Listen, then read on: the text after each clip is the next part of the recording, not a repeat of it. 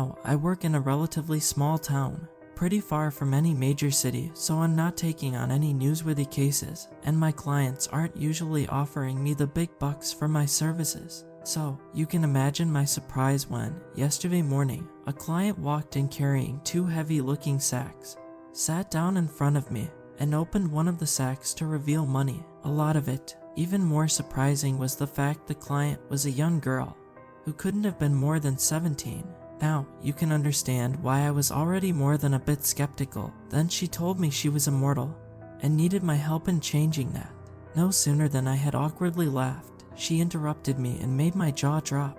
I was Tommy O'Malley, Mr. O'Malley to you, back when I taught you mathematics for a few years in the early 1980s. I was a bit confused now. I did have a Mr. O'Malley teaching me back when I was a teenager. I remember him mostly for being strict and for being excessively mean. I noticed that the teenage girl had the same blonde hair and green eyes that he had. Perhaps they were relatives, and this was some sort of prank. That would be a bit strange though, considering that I had heard about Mr. O'Malley's death a little under a month ago. I was trying to rationalize this in my head, but her next statement blindsided me. Near the end of the school year, your first year at the school, I kept you behind and yelled at you, saying you wouldn't be half the lawyer that your father was if you kept skipping classes and failing tests. You then started crying. Wow, yeah, I suppose Mr. O'Malley was a mean old man, but I can't see him telling that charming tale to his granddaughter so she could play a prank on me. Not at least after he was dead for almost a month.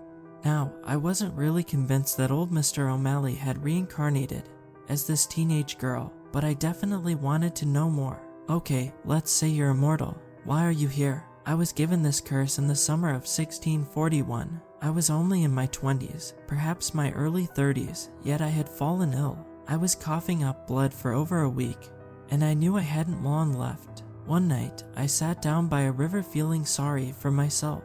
Now, this teenage girl had just told me that she's been around since the 17th century, but something about the sincerity and regret in what she spoke about had me drawn in. I've never been one to deny the existence of the supernatural, but I was still wary, so I let her continue speaking. I was lamenting that I had done nothing, and my life was being cut short before my hair had gone completely gray. I had no wife, no children, and I was far from wealthy. Then I spotted him, across the river, a man wearing rags, humming a tune, until he looked up at me. The young girl's tone of voice was one of anger, of hate, but her eyes looked fearful. He asked me what had me in such a foul mood on such a fine night. I grumbled that it was very apparent I was dying, and that was when he grinned, a terrible, wretched smile. He stepped across the river, and the water froze under his feet, and a cold chill went up my spine. He offered you immortality, I asked, in response to her silence. I asked him what the cost was, to which he told me that I would find out, should I accept his offer. And what was the cost? I found myself whispering, after I shook his hand, and he walked into the forest. I expected for my sickness to go away, but I began coughing up even more blood, until I died, a little under 3 days later. But I awoke, feeling healthier than I had in weeks. I got out of bed, walked to a river flowing past outside, and found that the reflection I saw wasn't my own. And whose was it? Mary, a girl I had shared a brief romance with when I was younger, but she was married off and moved to another part of the country with a richer man. My consciousness had replaced hers, and I had to resume her life.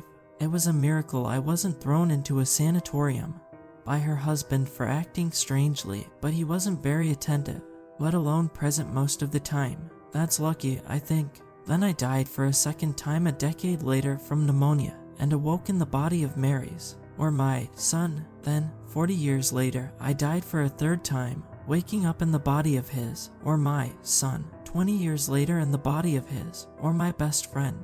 I was reincarnating as the people I cared about most. Whatever I made a deal with had played a cruel trick on me. This brand of immortality is worse than death. Not more than you bargained for, there. I mumbled, still trying to figure out if I believed her or not. On one hand, the whole idea was crazy. On the other hand, I was pretty convinced. Plus she had a sack of money, so why'd you come to me? And why's it worth that big stash of cash? I asked. Last I was Tommy O'Malley. I'd been Tommy O'Malley since he was a toddler. I'd got a good teaching job, but stupidly I had a kid. I abandoned him before he turned 5. I foolishly hoped I could save him from the consequences of my wish, so I became a recluse, only showing up to work. Were you being a mean old fella in case you'd wind up getting attached to any of us? I laughed, but stopped after the young girl glared at me, and I swear it was the same glare Mr. O'Malley would give us when we talked in class. She continued, but then in 2008, my son came to see me. I don't know how he didn't hate me, but he said he wanted his kids to meet their grandpa. I should have turned him down, but I had gotten lonely and little Kelly melted my heart. I realized where this was going and let her continue. 3 weeks ago, Tommy O'Malley, that is to say, me, died in his sleep. I woke up as Kelly at around 2 in the morning and ran to the edge of town crying. Then I saw him again, the man who granted my wish. I began swearing like a sailor at him. Then he spoke. Immortality not all, as you imagined it. That's all right. Meet me 1 month from now at the river we first met. I can take back your wish, but it'll cost you. Kelly stared at the floor and said I can't let him have my soul, but my immortality needs to end. Otherwise I might end up reincarnating as one of Tommy's grandchildren, or my siblings, I suppose. I understood. I had to raise my daughter all by myself. I wouldn't be able to stand the thought of her soul being kicked out of her body. Still, Kelly was asking a lot of me. I responded, "You think my time at law school will help you cut a better deal with some demon? I'm a little out of my depth in that regard." She opened the second sack to reveal books, scrolls, some printed documents, and sharply said, "These are some recorded instances of a guy who sounds like my curse giver. Learn what you can, and remember, I'm paying you a pretty big portion of the money I earned as Tommy. Meet me tomorrow night." With that, she left, carrying the money bag. I'm in my 50s now. I shouldn't be buying this, but somehow, I was convinced, whether it be by the apparent sincerity of Kelly, or Mr. O'Malley, or whoever, or the money. I quickly turned my attention to the documents she had. Let me tell you, these seemed more like fairy tales and urban legends, but I couldn't stop reading. All the tales originate from the same region and involve our boy taking advantage of those who are on the verge of death. It always takes the form of a man with long black hair, wearing rags, with glassy eyes, and an unnerving grin. Seriously, there was a real creepy old drawing of him included. Before I knew it, it was dark outside. I read the last document, containing the coordinates, as well as a note saying to be there tomorrow at midnight. I tried to sleep, but I kept seeing that old-timey drawing of a blind young man with a sinister smile. The day went quickly, and soon I left to visit the destination. I was starting to believe this more and more, but the pay was better than what I was used to, so I arrived and found Kelly with the money. "Did you figure anything out?" she whispered. "I've a hunch that the people whose bodies you hijacked, it has their souls now." Tears began falling from Kelly's eyes, but they suddenly widened. I heard a humming from across the river, and it sent a shiver down my spine. A man in rags, with long hair, began crossing the river. "Did you find another way?" Kelly frantically asked. "I'm sorry, but for the sake of your family, I think you'll have to let it take your soul.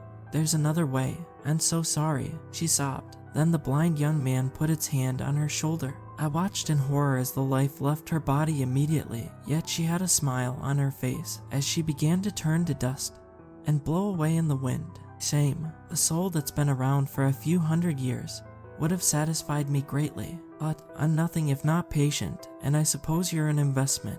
How's it feel to be immortal, pal? No, oh no, I stuttered as I ran back to my car, hearing the young blind man chuckling quietly. That was last night. I've been coughing up blood all day. I worry for my daughter's soul.